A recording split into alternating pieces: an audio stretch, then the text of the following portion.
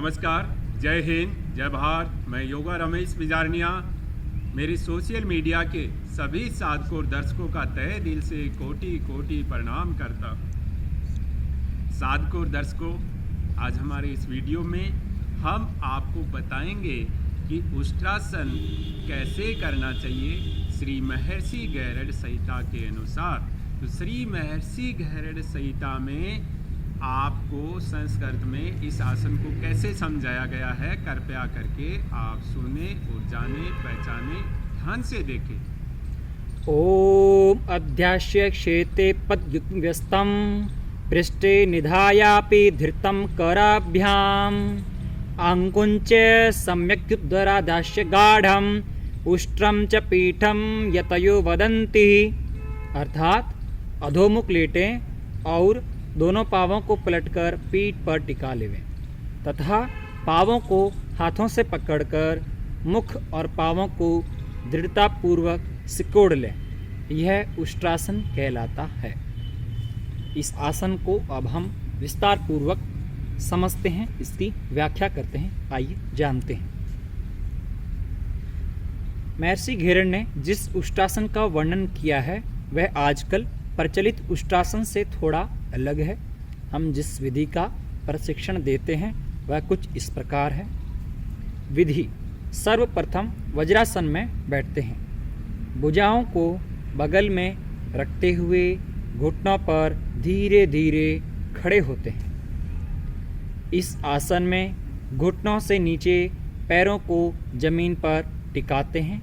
इस प्रकार आप देख सकते हैं। घुटने और पैर आपस में मिले रहते हैं, किंतु यदि इन्हें अलग अलग रखने में आपको सुविधा का अनुभव हो तो आप इन्हें भिन्न भिन्न अलग अलग भी रख सकते हैं। धीरे धीरे पीठ को पीछे की ओर मोड़कर पहले दाएं हाथ से दाएं एड़ी को तथा फिर बाएं हाथ से बाएं एड़ी को पकड़ने का प्रयास करते हैं। ये एक प्रकार से उष्ट्रासन का शुद्ध पोस्चर है। इसे आप ध्यान पूर्वक देख सकते हैं। इसमें एक बात का विशेष ध्यान रखिए कि जब इस प्रकार के आसन में खड़े होते हैं तब एड़ियों के बीच कमर की चौड़ाई जितनी दूर होनी चाहिए। इसका अर्थ हुआ कि जब जांघों के सामने का भाग जहाँ तक हो सके सीधा ही रहना चाहिए। जांघों को घुटनों से कमर तक सीधा ही रखें और कमर से ऊपर शरीर को मोड़ना है। इस स्थिति में आने के लिए आमाशय को जोर लगाकर सामने की ओर फैलाते हैं। इस अवस्था में सिर को पीछे ही रखा जाता है, यानी आप देख सकते हैं कि आपकी जो दृष्टि है वो पीछे की ओर रहती है। जितना हो सके उतना सिर को पीछे की ओर ले जाया जाता है। पूरे शरीर को विशेषकर मेरुदंड को शिथिल बनाने का प्रयत्न किया जाता है। शरीर का भार समान रूप से हाथों एवं पैरों पर ही रहना चाहिए, अर्थात संपूर्ण शरीर का भार अपने हाथों और पैरों पर टिकाकर रखें। जब तक सुविधापूर्वक इस अंतिम स्थिति में रह सकते हैं तब तक रहें। तत्पश्चात धीरे धीरे हाथों को एक एक कर एड़ियों से हटाते हुए प्रारंभिक स्थिति में आ जाते हैं। तो आपने देखा, सर्वप्रथम हमने दाएं हाथ को आगे लेके आए और फिर हमने बाएं हाथ को लेके आए और इस प्रकार पुनः वज्रासन में हम बैठ जाएंगे। बहुत बार जब हम श्वास रोककर सिर को पीछे ले जाते हैं तब मस्तिष्क में खून का दबाव अधिक हो जाता है, जिसके कारण कुछ लोगों को चक्कर आने लग जाता है। इसलिए यह निर्देश दिया जाता है कि इस आसन को करते समय अगर चक्कर आए तो सिर को सीधा ही रखना चाहिए और धीरे धीरे कुछ दिनों तक जब लंबा अभ्यास करते हैं तब आपका शरीर जो है इस आसन के अनुकूल हो जाता है। आपको चक्कर आने जैसी समस्या हैं वो धीरे धीरे दूर हो जाती हैं। एक बार अब हम पुनः इस आसन को करना सीखेंगे। आप देख सकते हैं पुनः इस आसन को किस प्रकार किया जाएगा।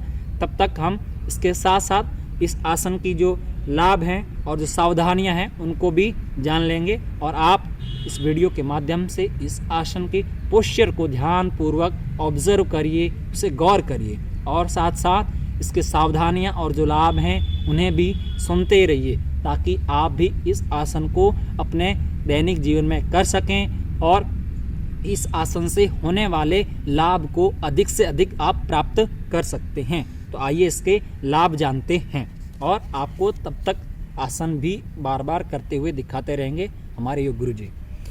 इस आसन के लाभ हैं वो जानते हैं। इस आसन में एक विशेषता है कि यह दिल के मरीजों के लिए बहुत ही उत्तम आसन है, चाहे किसी प्रकार का हृदय रोग हो, क्योंकि जब हम पीछे झुकते हैं और हाथों को पीछे ले जाते हैं तब हृदय से निकलने वाली सभी रक्त वाहिकाओं का यानी रक्त की धमनियों का विस्तार होता है। यदि उनका ब्लॉकेज होता है तो वो धीरे धीरे दूर होने लगता है। जब कभी धमनियों में चर्बी की मात्रा बढ़ जाती है तो वे इससे अवरुद्ध हो जाती हैं और कभी कभी इनमें रक्त का प्रवाह ठीक नहीं होता है या बहुत ही कम हो जाता है। तब ऐसी परिस्थितियों में कुछ लोगों को हृदय में दर्द होने लगता है, कुछ लोगों के लिए दिल की धड़कन अनियमित हो जाती है, कुछ लोगों के लिए दिल की धड़कन बीच बीच में बंद भी होने लगती है। इस प्रकार के रोगों को ठीक करने के लिए यह आसन अत्यंत उपयोगी है। मुख्य रूप से रक्तवाहिनी नलिकाओं को मजबूत बनाने तथा उन्हें शक्ति प्रदान करने के लिए यह आसन बहुत ही उपयोगी है। अगर व्यक्ति इस आसन को करता है तो उससे दिल का रोग तो कभी होगा ही नहीं, यह निश्चित है। आइए अब हम इस आसन की जो सावधानियां हैं उनकी ओर आगे बढ़ते हैं। कुछ लोग जब ऊंचे स्थान में चढ़कर नीचे देखते हैं, यानी जब आप पहाड़ पर या बड़ी ऊंची बिल्डिंग पर चढ़ते हैं तब उन्हें चक्कर आने लगते हैं, यानी सिर दर्द होकर चक्कर आने लगता है कि हम यहाँ से नीचे गिर जाएंगे। ऐसे लोगों को तथा उच्च रक्तचाप यानी आपको हाई ब्लड प्रेशर, हिंदी में बोलें तो हाई बीपी का प्रॉब्लम है, तो उससे पीड़ित लोगों को यह अभ्यास नहीं करना चाहिए। पीठ के गंभीर रोगों को जैसे कटिवात से पीड़ित व्यक्तियों को विशेष निर्देशन में ही इस आसन को करना चाहिए, अर्थात योग शिक्षक की, योगा टीचर की देखरेख में, उसकी निगरानी में ही इस आसन को करना चाहिए। जिनकी थायराइड ग्रंथि बढ़ी हुई है उन्हें भी सावधानी बरतनी चाहिए। तो यह इस आसन की विशेष सावधानियां थी जिन्हें हमें जरूर अपनाना चाहिए ताकि इस आसन से हमें किसी प्रकार की कोई नुकसानी नहीं हो और अधिक से अधिक लाभ मिले। और इस आसन का एक सबसे महत्वपूर्ण लाभ और हम आपको बताते हैं, यह आसन आपका पाचन शक्ति यानी डाइजेशन सिस्टम एवं प्रजनन प्रणालियों के लिए बहुत ही लाभकारी है।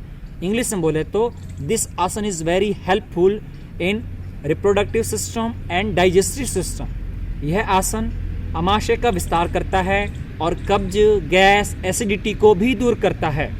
पीछे झुकने से कशेरुकलाएं लचीली होती हैं और मेरुदंड के स्नायुओं का विस्तार होता है, जो पीठ दर्द, कटिवात, कुबड़ एवं झुके हुए कंधों के उपचार में बहुत सहायक होता है। गर्दन के अग्रभाग का पूर्ण विस्तार होता है जिससे इस क्षेत्र के अंग स्वस्थ बनते हैं एवं थायराइड ग्रंथि के कार्य में नियमितता आती है। तो आपने इस आसन की लाभ, सावधानियों को जाना और साथ ही साथ इस आसन की आपने जो विधि है उसको भी ध्यानपूर्वक देखा। तो यह उष्ट्रासन की एक आदर्श और शुद्ध सावधानी, लाभ और विधि है जो महर्षि घेरण जी ने अपनी घेरण संहिता जो शास्त्र है उसमें बताया है। इसका हमने आपको वर्णन करके बताया है। तो इस आसन को नियमित रूप से अवश्य करें और एक बार इस आसन की आप जो विधि है वो जरूर देख सकते हैं। देखिए ध्यान से।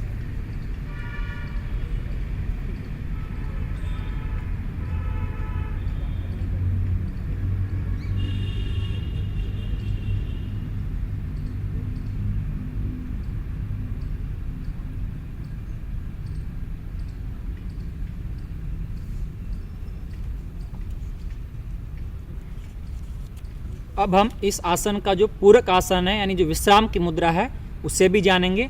तो देखिए, सर्वप्रथम आप वज्रासन में ही बैठ जाएं और इसका पूरक आसन है उसका नाम है शशंक आसन। तो आइए जानते हैं शशंक आसन। शशंक आसन करने के लिए सर्वप्रथम श्वास लेते हुए अपने हाथों को ऊपर की ओर ले गए और श्वास छोड़ते हुए आगे की ओर इस प्रकार झुक जाए। तो यह शशंक आसन हुआ।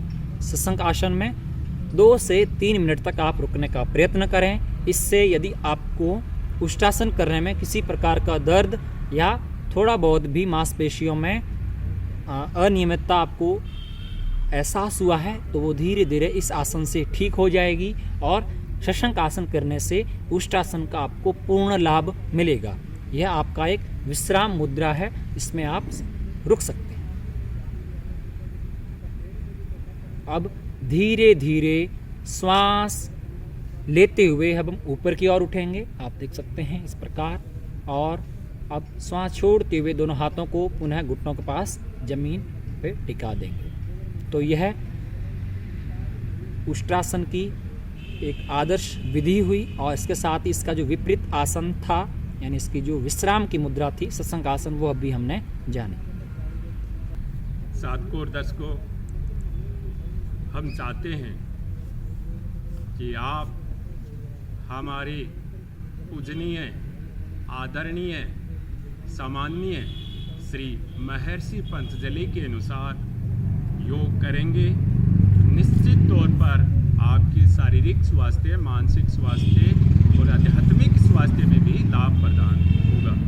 इसके लिए आप हमारे से निरंतर दिल और प्यार प्रेम से स्नेह से जुड़े रहिए। हम आपकी भावनाओं और विचारों का संपूर्ण सहयोग देंगे। धन्यवाद।